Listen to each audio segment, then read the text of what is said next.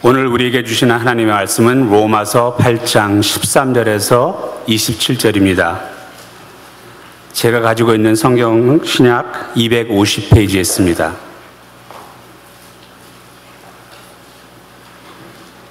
로마서 8장 13절에서 27절 봉독하겠습니다. 너희가 육신대로 살면 반드시 죽을 것이로되 영으로서 몸의 행실을 죽이면 살리니 무릇 하나님의 영으로 인도함을 받는 사람은 곧 하나님의 아들이라. 너희는 다시 무서워하는 종의 영을 받지 아니하고 양자의 영을 받았으므로 우리가 아빠 아버지라고 부르짖으니라.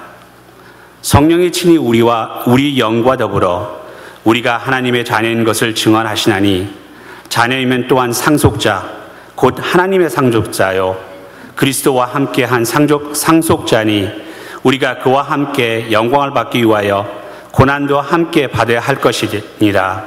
생각하건대 현재의 고난은 장차 우리에게 나타날 영광과 비교할 수 없도다.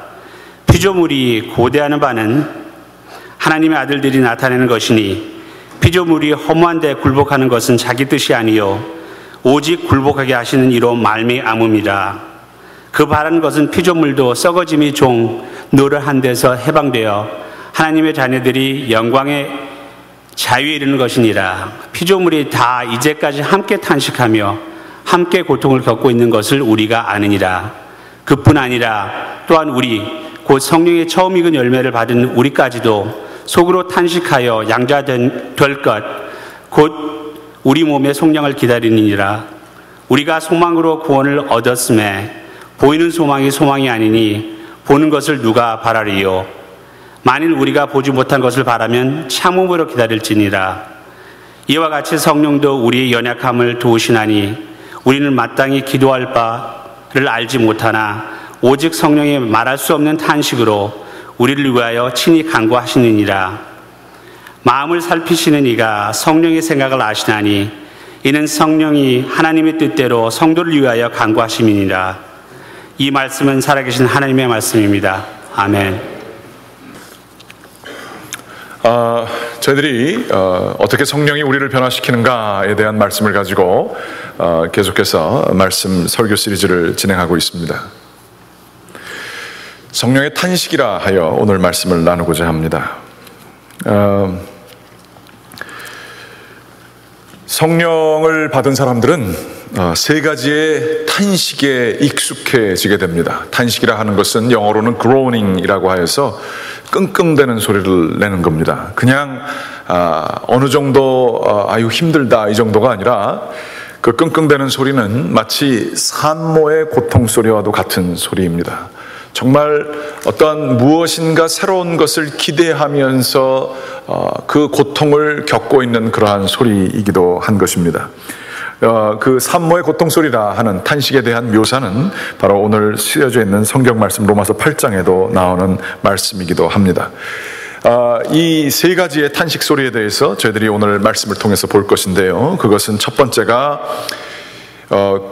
성령을 통해서 처음 열매를 받은 저희들, 주 예수 그리스도를 믿는 저희들, 저희 예수 그리스도를 믿는 사람들이 탄식해야 할 그러한 탄식의 소리이고, 두 번째로는 피조물들이 탄식하고 있는 소리를 들어야 되는 것이고, 세 번째로는 성령의 말할 수 없는 탄식을 듣는 것이다, 이렇게 볼 수 있습니다. 제일 먼저 그러면 저희들이 첫 번째 말씀, 성령은 우리를 탄식하게 하신다라는 말씀을 같이 한번 보도록 하겠습니다. 로마서 8장 23절 말씀 같이 읽어보실까요? 그뿐 아니라 우리 곧 성령의 처음 익은 열매를 받은 우리까지도 속으로 탄식하여 양자될 것 곧 우리 몸의 속량을 기다리느니라. 아멘. 여기서 성령의 처음 읽은 열매를 받은 우리도 속으로 탄식한다라고 하는 말씀이 나와 있습니다. 많은 경우에 성령을 받았다고 할 때 우리는 성령을 아마 이런 식으로 이해하는 것 같습니다. 스테로이드 아시죠? 약을 쓸 때에 스테로이드가 있습니다. 이 스테로이드는 뭐 기침이 계속 나오는 사람들에게 스테로이드를 넣으면 그 기침의 증세가 없어지기도 하고요. 때로는 뭐 이렇게 상처가 났을 때도 스테로이드를 바르면 그 통증이 없어지기도 하고요. 그런 아주 마약 같은 약이 스테로이드입니다. 모든 많은 것들에 들어가 있죠. 뭐 허리에 통증이 있다든지 이럴 때 스테로이드를 다 쓴다고 합니다. 그런데 이 스테로이드를 받으면 잠시는 좋지만 이 스테로이드가 그 문제의 근원을 해결해 주는 게 결코 아닙니다. 잠깐 통증을 잊게 해주는 것이죠. 오히려 그거에 대한 부작용이 많이 있습니다. 부흥회 하게 되면 아니면 혹은 선교여행 갔다 온다든지 뭐 이런 거 했을 때에 우리 소위들 경건치 않은 얘기지만 늘 하는 얘기가 있습니다. 약발이 어느 며칠 가느냐 뭐 이런 거예요. 성령의 약발이 얼마 가느냐 이런 얘기를 합니다. 성령에 대한 스테로이드적인 그러한 인식이지요. 그렇지만 성령이 우리에게 하시는 것은 그 정도 이 살고 있는 현실의 세계가 있고 그것을 잠시 잊혀주게 하는 기능이 결코 아닙니다. 성령은 우리를 이 죄와 사망의 법이라는 것이 있다면 그것으로부터 나오게 하고 생명과 성령의 법으로 옮겨가게 하시는 판을 바꾸시는 능력이 성령의 능력이라 하는 것입니다. 우리의 뿌리가 뽑혀져서 이 죄와 사망의 법에서 뽑혀져서 하나님께로 옮겨져 심겨지게 되는 것을 의미하는 것입니다. 고아들 같은 경우에는 이렇게 참 안타까운 현실이죠. 고아는 끊임없이 누군가를 믿고 싶지만 사람들이 자기를 절대적으로 사랑해주는 사랑을 경험한 적이 없습니다. 그래서 사랑을 받을 만할 때 그 사랑을 더 받기 위해서 각종 거짓말들을 해서 자기가 원하는 것을 가지고자 하는 것이 이 인간의 본질이자 사랑을 절대적인 무조건적인 사랑을 못 받은 사람들의 특질인 것을 보게 됩니다. 끊임없이 그 절대적인 사랑을 강구하지만 그런 것이 없어서 자기 힘으로 뭔가를 해보려고 하는 것, 이게 바로 죄와 사망의 법에 거하는 모든 사람들이 하는 일들인 것입니다. 사랑을 충분히 받은 사람들은 자기가 분명히 잘못했음에도 불구하고 그것을 지적해 주시지만 우리의 사랑 많으신 부모님이 그 잘못을 지적해 주시는 것이 사랑인 줄 알고 그럼에도 끊임없이 자기를 품어 안아 주시고 은혜를 베풀어 주시는 그 어머니와 아버지의 사랑을 경험한 자들은 속사람이 강건합니다. 그래서 자기가 장년이 되어 살게 될 때에도 사랑을 충분히 받은 사람들은 그 사랑을 받은 모습으로 사람들을 믿어주고 또한 잘못한 것이 있더라도 또 덮어줄 수 있는 사랑이 그들 가운데 있습니다. 그러나 굉장히 그 엄한 부모 밑에서 율법주의적으로 자라나면서 이거를 잘못하게 되면 부모가 나를 버릴지도 모른다라고 하는 공포감에 자란 자녀가 있다고 한번 생각해 보세요. 그래서 부모에게 사랑을 받고자 죽도록 노력합니다. 그런데 예를 들면 성적표를 해가지고 다 A를 받아왔는데 하나가 B를 받아왔어요. 그러면 부모가 야, 참 잘했다 이렇게 얘기를 해줘야 되지 않겠어요? 근데 부모가 하는 얘기가 야, 이거는 왜 B냐 이러고 얘기하면 그 자녀 밑에, 그 부모 밑에서 자란 자녀들은 어떻게 되겠어요? 완벽을 강구하면서 굉장히 인생이 힘들게 되죠. 이것이 세상의 죄와 사망의 법이 우리를 이끄는 방식입니다. 끊임없이 자기를 높은 자리에 놓이게 하게 되기를 원하고 자기를 증명하려고 하고 인정받으려고 하고 누가 나를 건들기만 하면 그저 참지 못하고 이렇게 사는 것이 죄와 사망의 법에 사는 거죠. 영적인 고아 상태라고 볼 수 있습니다. 그러나 하나님을 아버지라 고백하는 자들, 오늘 쓰여져 있는 말씀입니다. 15절 말씀, 8장 15절 말씀 보여주시기 바랍니다. 너희는 다시 무서워하는 종의 영을 받지 아니하고 양자의 영을 받았으므로 우리가 아빠 아버지라 부르짖느니라. 바로 하나님께서 우리의 퍼포먼스, 우리가 인생을 어떻게 살았느냐, 내 지위가 어떻게 되느냐, 나가 얼만큼 인정받을 만큼 노력했느냐, 이거에 상관없이 무조건적으로 아들이라 딸이라 칭해주시면서 사랑하는 그 영을 받게 되면 그게 양자의 영입니다. 어댑트된 거예요. 고아에서.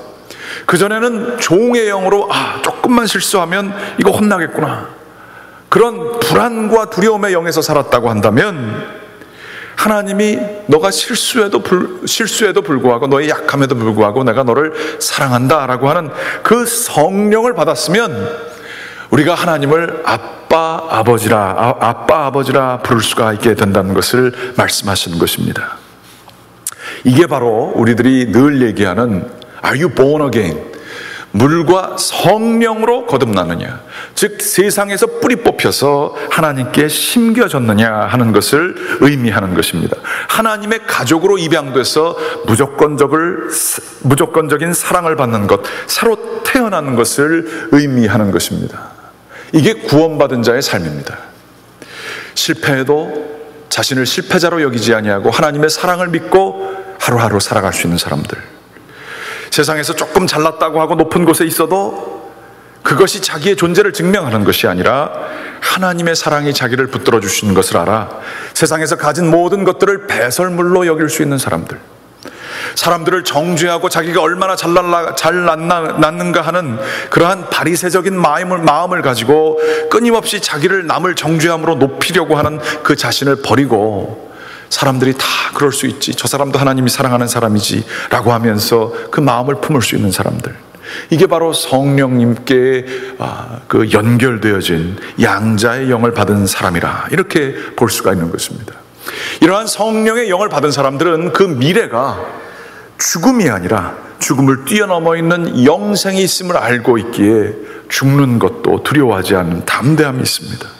이렇게 성령님의 그 안에 충만한 사람들은 뿌리가 새로운 판으로 심겨졌기에 그 전까지는 늘 냉소적이고 늘 자기중심적인 반항에 의해서 살았다면 이제는 자기 뜻이 이루어지지 않아 혹은 자기의 뜻을 입증하고자 노력하는 그러한 자기중심적인 모습에서 벗어나 하나님의 뜻을 강구하면서 적극적으로 순종하며 살아주고 모든 것을 믿으며 모든 것을 참으며 모든 것을 인내하는 그러한 새로운 단계의 삶으로 변하게 되는 것, 이게 성령님이 하시는 일이라는 얘기입니다.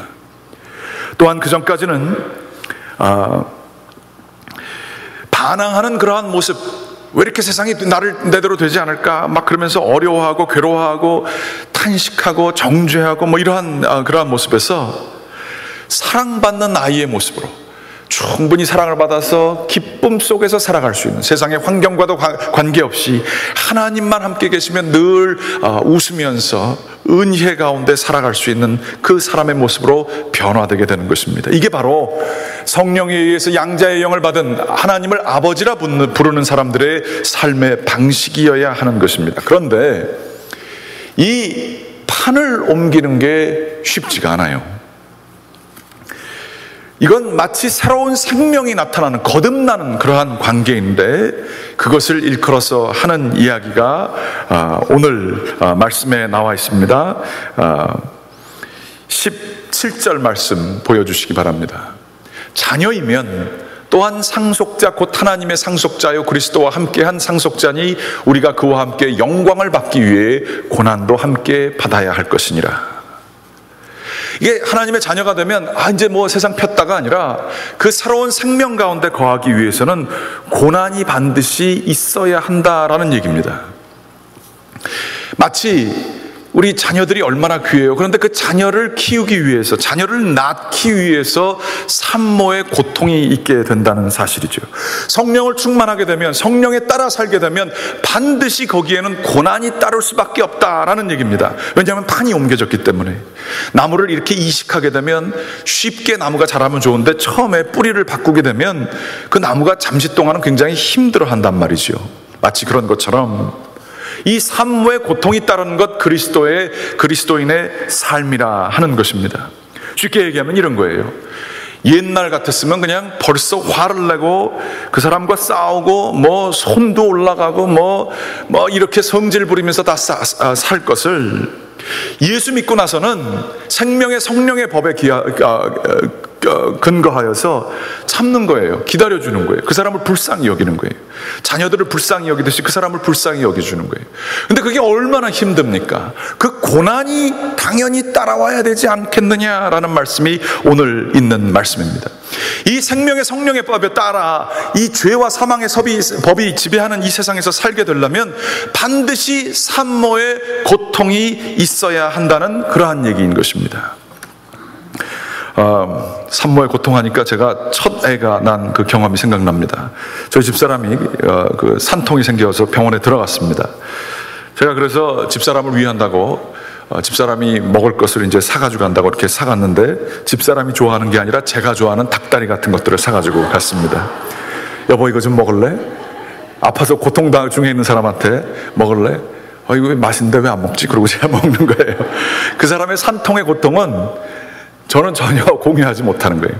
그것뿐인가요? 그 사람은 계속해서 밤새 한 10분에 한 번씩 이렇게 오는 고통이 있는데 맨 처음에는 힘들겠다 그러면서 이렇게 옆에서 막 이렇게 안절부절 하다가 좀 이제 피곤해지니까 의자를 찾아서 앉게 되고 힘들겠다 그러다가 그 산통의 고통 소리가 자장가 소리처럼 들리는 거예요. 그러면서 저는 그렇게 잠에 빠져들어갑니다. 아파하면서 저희 집사람이 피곤하면 자 그러면서도 이게 속이 불편했겠죠. 그러고서 이제 밤새 고통을 하고 굉장히 고생을 했어요. 첫 아이 날 때는요. 그래서 이제 새벽 9시쯤 이제 아침에 9시쯤에 이제 애를 낳는데 밤새 고통했어요. 새로운 생명을 낳기 위해서. 근데 저는 뭐 새로운 생명 낳는 거하고 나하고는 관계는 없으니까 여전히 졸린 거예요. 그래서 막 애가 나오려고 그럴 때 집사람 그 무릎 이렇게 접혀져 있는 곳에 그거를 이렇게 좀 도와준다고 그러다가 그 무릎 붙들고서 제가 자는 거예요. 지금도 맨날 그 얘기만 하면 그냥 욕 먹습니다. 얼마나 산통하고는 관계없는 이 남편. 여러분들은 어떠세요? 남자들이 다 이렇습니다.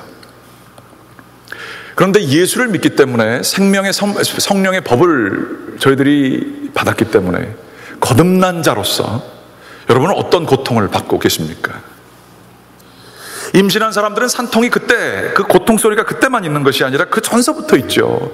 임신하면 제가 이렇게 얘기를 듣습니다만 하이힐을 신고 다닐 수가 없습니다. 그 아름다움을 가질 수가 없죠. 옷이 안 맞습니다. 임신하면 폭력 영화 같은 걸 절대 볼 수가 없습니다. 임신하면 뭐 한 잔씩 하시던 분들은 한 잔도 못 합니다. 임신하면 뭐 한국엔 그 여자분들이 담배 피시는 분들 굉장히 많으신가 봐요. 임신하면 담배도 못 핍니다. 임신하면 모든 것들을 다 희생해야 합니다. 그 생명 때문에. 생명을 낳는다는 게 이렇게 어려운 거예요. 하나님의 나라를 믿고 그 안에 우리들이 들어간다, 성령을 받는다 하는 것은 성령 때문에 당연히 고난도 따라와야 되는 거예요. 그런데 우리는 예수를 믿고선 고난받을 거 별로 안 합니다. 뭐 어떤 분들은 주일날 아침에 나오는 것도 이거 고난이시죠. 좀 더 쉴 수도 있는데 나오시느라고 얼마나 고생이 많으셨습니까? 그런데 이 고통이 아니라 예수를 믿을 때 사람 용서하는 것처럼 힘든 게 없어요. 그거 안 됩니다. 그거 일어나는 거 기적입니다. 예수를 믿기 때문에 하나님의 사랑을 나누는 거, 믿어주는 거 고통입니다. 관계 끊어버렸으면 좋겠습니다. 그런데 그거 계속 얼굴 봐야지 고 믿어줘야 되는 거예요. 그거 고통입니다. 산통입니다. 괴롭습니다. 11조를 어떻게 내요? 그 돈이 얼마나 귀한 내 피와 같은 돈인데 고통입니다. 그런데 새로운 생명 하나님이 주시는 것을 아는 사람들은 고통을 참습니다. 그런데 참 이 말씀을 제가 묵상하면서 우리들은 그거 안 하려고 그럽니다. 점차적으로 예수를 믿고 하나님 앞에서 헌신해야 될 것을 안 합니다. 그러한 목소리가 저희 가운데 있습니다. 그런 거 얘기하시는 분들도 들은 적이 있어요. 야, 교회는 대충 다녀. 열심히 다니고 교회에서 열심히 하다가 괜히 상처받고 사람들한테 욕만 먹는다. 쉽게 다녀, 쉽게. 여보, 당신은 그런 거 열심히 하지 마. 괜히 사람들한테 욕만 먹어. 남들이 알아서 하게. 믿음 좋은 사람들. 그냥 우리는 구원만 받으면 되는 거야. 주일날만 나가. 그 임신하고선 하이힐 신고 다니는 겁니다. 그 임신하고서는 세상 거 똑같이 즐기는 겁니다. 아니, 그 남편처럼 저처럼 산통이 없이 쉽게 아기 낳겠다는 얘기입니다. 아기 안 낳습니다. 유산하는 겁니다. 예수 그리스도를 믿으면서 성령을 충만하면서 세상과 점점점 단절하지 못하는 영혼들은 성령하고는 상관없습니다. 그래서 변화받을 수 없습니다.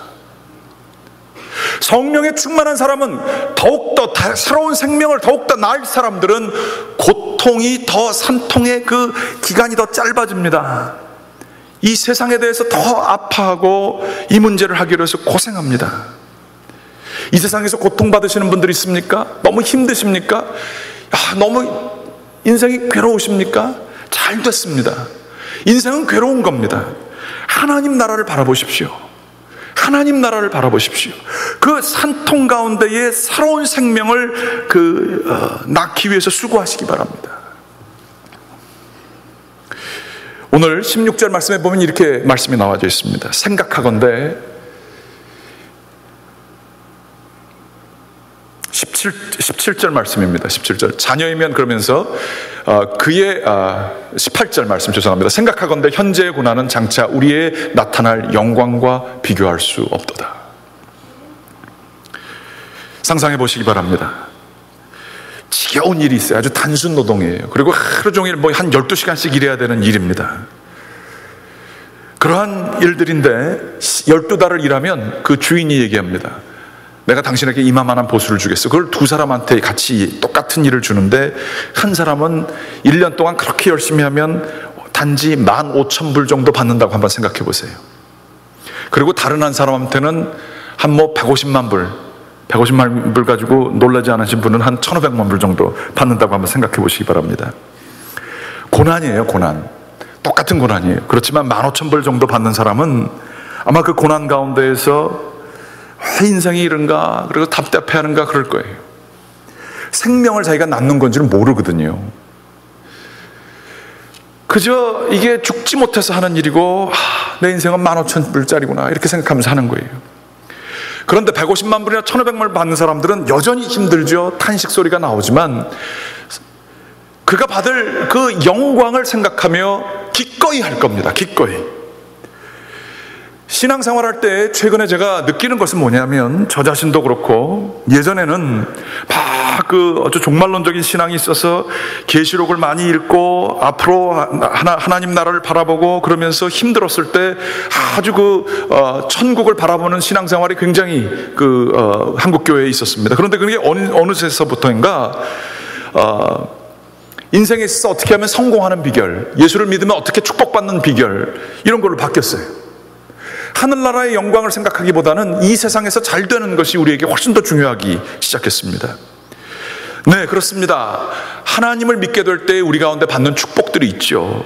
그러나 참된 영광은, 진정한 영광은 하나님의 나라 그때 갈 때 있게 되는 것입니다. 그런데 우리는 이러한 믿음의 상상력을 잃어버렸어요. 천국 얘기하는 사람 잘 못 봤습니다.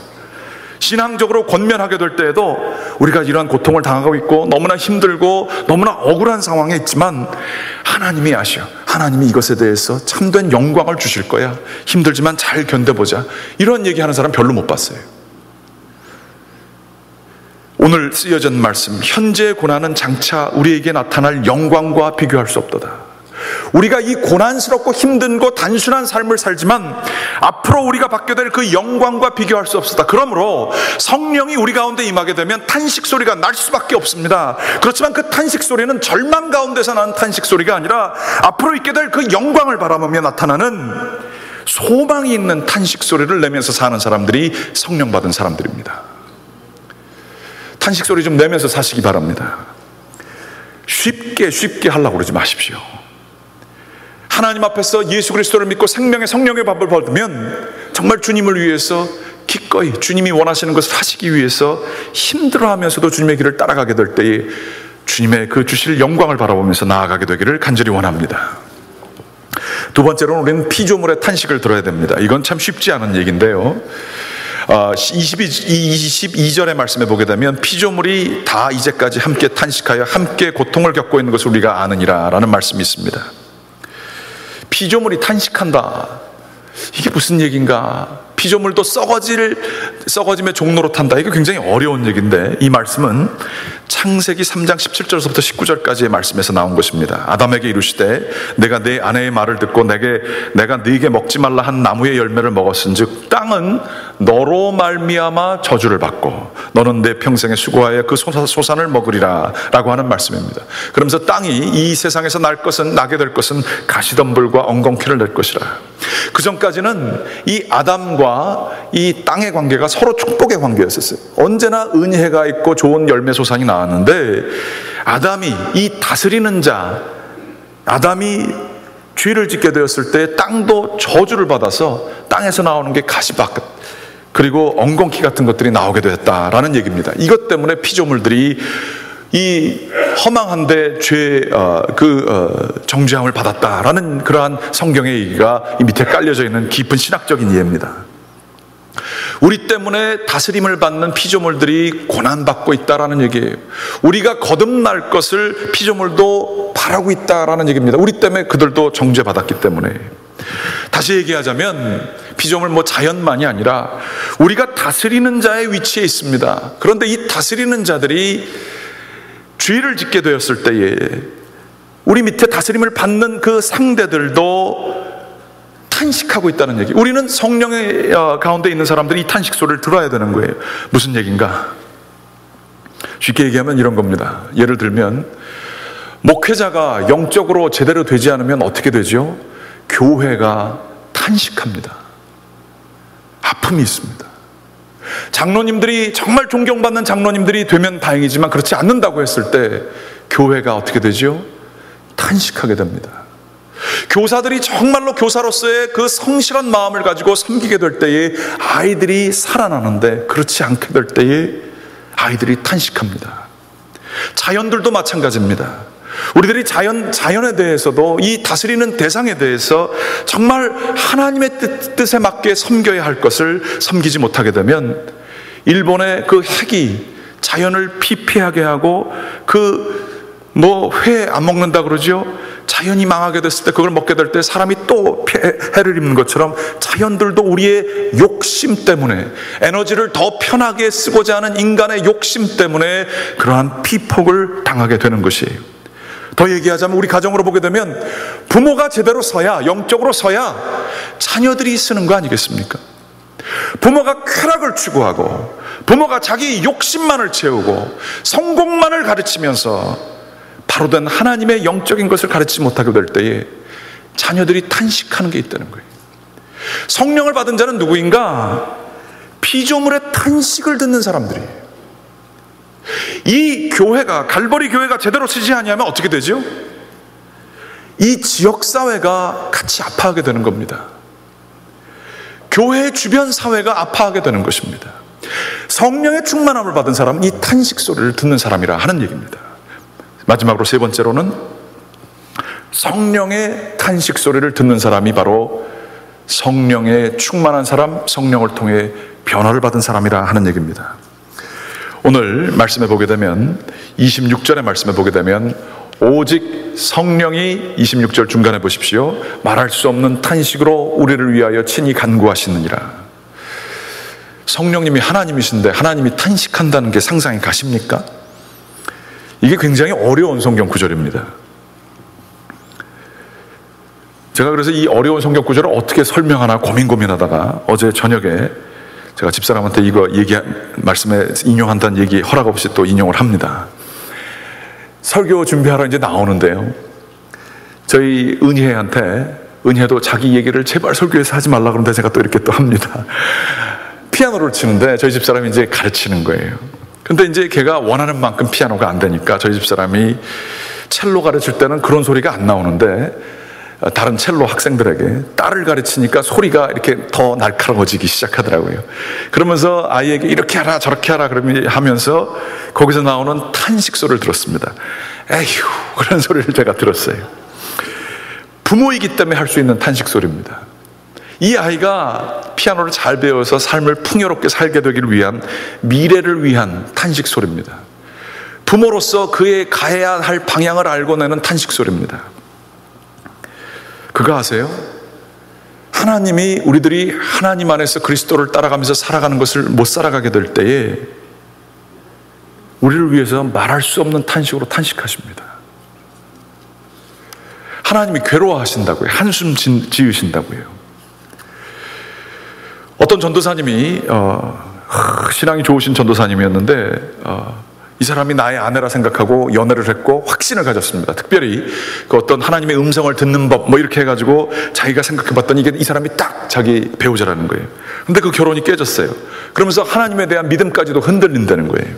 그런데 그분이 목사님이 되시고 결혼을 하시고 지금 아이를 낳았는데 페이스북에다가 요즘엔 거의 매일 그 두 부부가 자기 애하고 가정의 사진을 맨날 올리면서 얼마나 이 가정이 아름다운가 막 그러고 아주 그냥 그렇게 간질스럽게 그렇게 막 이렇게 올립니다. 그걸 보면서 하나님 입장에서는 어떨까라는 생각을 해보게 됐습니다. 하나님에 대해서 막 실망하고 그랬을 때 하나님이 말할 수 없는 탄식으로 지금 잘 모르고 있는 막 자기가 원하는 것이 이루어지지 않았잖아요. 그렇지만 탄식을 하면서 이 사람을 더 좋은 것을 주시기 원하는 그 총체적인 지식으로 그 사람을 이끌기 원하시는 거 아니겠어요? 하나님께서 우리의 삶 속에 늘 함께 하십니다. 성령을 받은 사람들은 성령님이 우리를 위해서 탄식 소리를 하고 있는 것을 깨닫는 사람들입니다. 우리가 어렸을 땐 잘 몰랐지만 부모들이 우리를 위해서 얼만큼 수고하시고 노력하셨는지 그 나이가 되면 알지 않습니까? 그 탄식 소리와 한숨 소리가 얼마나 많았는지 깨닫지 않습니까? 그런 것처럼 성령에 충만한 사람은 바로 성령님의 탄식 소리를 듣는 사람입니다. 말할 수 없는 탄식으로 정말 이 영광스러운 하나님의 나라가 있는데 그것을 깨닫지 못하는 심령들을 향해서 하나님이 안타까워하시는 것들을 듣는 사람들이에요. 우리 자신이 탄식, 성령님 때문에 소망에 찬 탄식 소리를 내고, 또한 우리가 제대로 살지 못하게 됐을 때에 피조물들, 우리가 다스리는 자들이 내놓는 그 안타까운 탄식 소리를 듣고, 또한 성령의 탄식 소리를 듣는 사람들이 성령님 안에서 새로운 변화를 잊게 되는 것입니다. 원하고 기도하기는 끙끙거리는 소리를 좀 들으시기 바랍니다. 하나님 앞에서 내가 제대로 못 썼기 때문에 내 아내가, 내 남편이, 내 자녀들이 끙끙거리는 소리를 좀 들으시기 바랍니다. 하나님이 나 때문에 힘들어 하시면서 나를 위해서 기도하시는 그 소리를 들으시길 바랍니다. 또한 하나님을 사랑하기 때문에 내가 끙끙거리면서 하나님 앞에서 소망을 가지면서 새롭게 되기를 노력하시는 그러한 아름다운 탄식의 소리를 듣고 내는 우리 모두가 되시기를 주님의 이름으로 간절히 축원합니다. 기도하시겠습니다. 살아계신 아버지 하나님 감사합니다. 주님의 전으로